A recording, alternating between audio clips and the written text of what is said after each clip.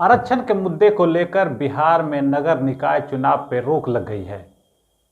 हालांकि उनके मंसूबों पर पानी फिर गया जो इस बार नगर निकाय चुनाव के माध्यम से कुर्सी पर काबिज होना चाहते थे। खास करके उन लोगों के अरमान धरे के धरे रह गए जो पिछड़ा और अति पिछड़ा और दलित समुदाय से लोग आते हैं। इस मामले पर राजनीति भी खूब हो रही है और बिहार के सत्ता पक्ष और विपक्ष दोनों एक दूसरे पर सवाल उठा रहे हैं। इस मामले पर बात की बिहार के राष्ट्रीय जनता दल प्रवक्ता शक्ति यादव से। आइए सुनते हैं आखिर शक्ति यादव इस मामले में क्या कुछ बोल रहे हैं और अपनी पार्टी की तरफ से क्या कुछ अपनी बातों को मीडिया के सामने रख रहे हैं।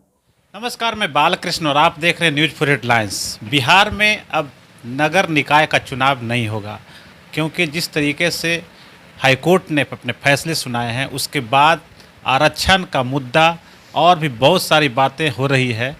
राजनीतिक चहलकदमी बढ़ गई है, गतिविधि बढ़ गई है, लेकिन राजनीतिक तौर पे इसमें अब कुछ नहीं हो सकता है। जो होगा अब कोर्ट के मामले के बाद ही होगा। मेरे साथ हैं आरजेडी के प्रवक्ता शक्ति यादव जी, हम सीधे उनसे बात करेंगे। शक्ति यादव जी, ये जो आरक्षण की बात आई है कि आरक्षण को लेकर आधार बनाकर रोका गया है एक तरह से चुनाव को, अब क्या कहें? एक फैसले से स्वाभाविक तौर पे नगर निकाय के हो रहे चुनाव प्रभावित हो गए हैं। कानूनी जो अड़चनें आई है, राज्य सरकार उस रास्ते को अख्तियार करेगी जो कानून का रास्ता है। एक बात तो स्पष्ट है ना, पिछड़ा अति पिछड़ा और दलित वर्गों में काफ़ी नाराजगी है, वही भाजपा के खिलाफ। क्योंकि भाजपा जब कोई षड्यंत्र करती है तो छुपता नहीं है, और एक कारण है कि आक्रोश है जनता में। हम तो यह भी नहीं कह सकते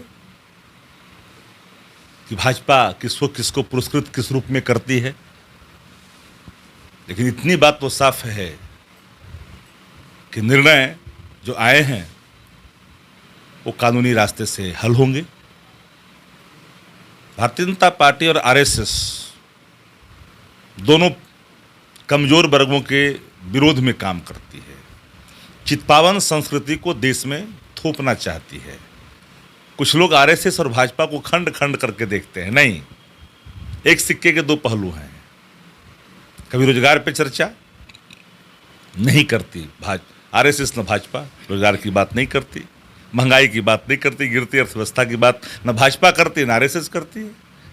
वो जनगणना के विरोध में बात करेगी, जनसंख्या पे बात करेगी, जबकि जनसंख्या नियंत्रण के अगर आंकड़े देखेंगे तो राष्ट्रीय औसत है जो 2.2 था, जो घट कर करके पिछले 10 वर्षों में 2.0 हो गया।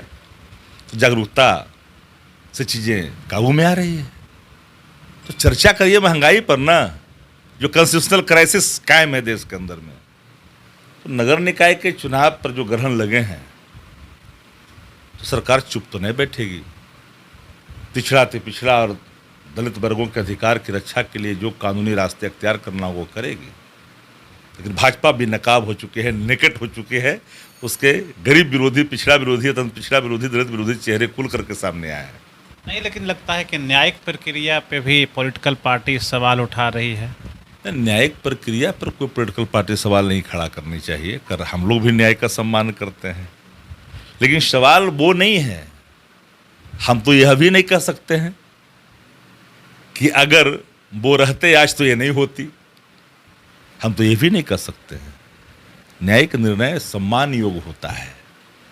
प्रतिक्रिया जो होती है, प्रतिक्रिया स्वाभाविक कभी कभी आ जाती है, लेकिन एक बात मैंने साफ, प्रत्यक्ष रूप से उसको कहीं ना कहीं प्रभावित करने की कोशिश होती है, जिसकी झलक देखने को मिल रही है। और जो आप लोग बोल रहे हैं, हम तो साफ कहा कि भाजपा की दोहरी राजनीति, भाजपा का बहुयात वर्गों के विरोध के षड्यंत्र सब नकाब हो चुके हैं।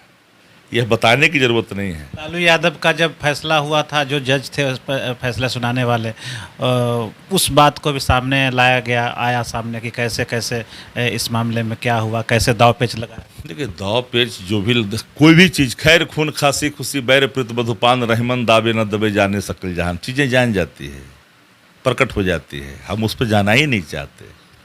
हम तो कानून से बड़ा कोई होता ही नहीं है। कानून के रास्ते ही कानूनी पेचीदगियाँ हल होती है। लेकिन जनता को भरोसा है न्यायिक प्रक्रिया पे, न्यायालय पे, जो उस चेयर पे बैठे हैं उन पे, तो इस तरह के अगर फैसले होंगे तो वो तो जनहित के लिए ठीक नहीं। फैसले ये चूंकि जब निहित जो प्रावधान थे और जब इलेक्शन कमीशन ने चुनाव की प्रक्रिया शुरू कर दी हो तो फिर रुक जाना तो एक सवाल तो है। इसमें और कुछ हो सकता था क्या? इस फैसले में कुछ संशोधन किया जा सकता था? इस फैसले में संशोधन की कोई दूर दूर तक ज़रूरत ही नहीं हम समझते हैं, लेकिन चूंकि अब न्यायिक निर्णय आ गए हैं तो हल तो उसी रास्ते से होंगे।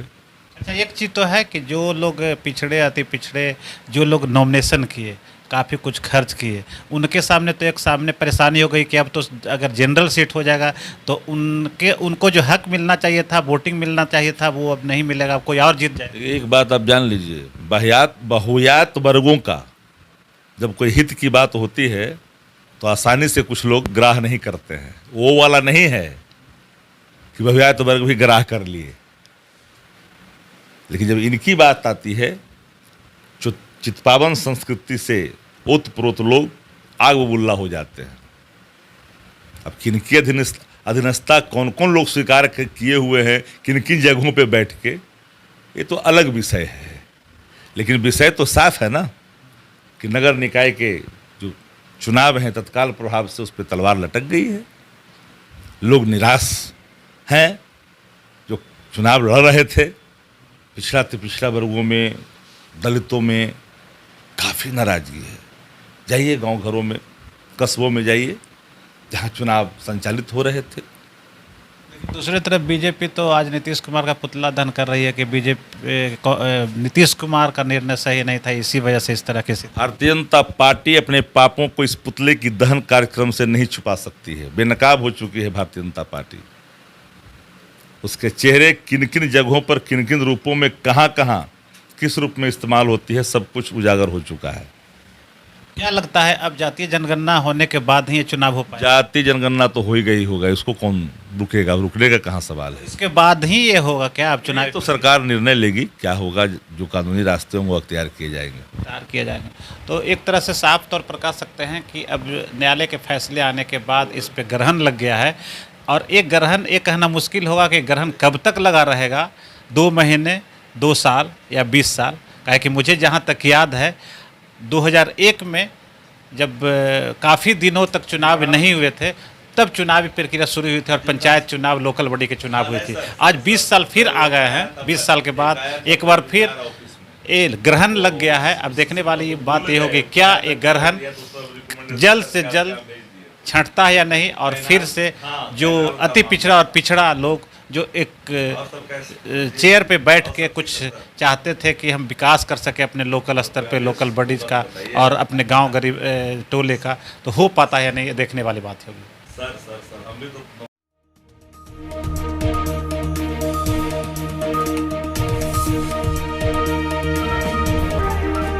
अगर आपको ये खबर अच्छी लगी तो चैनल को सब्सक्राइब करना नहीं भूलें और बेल आइकन जरूर दबाएं।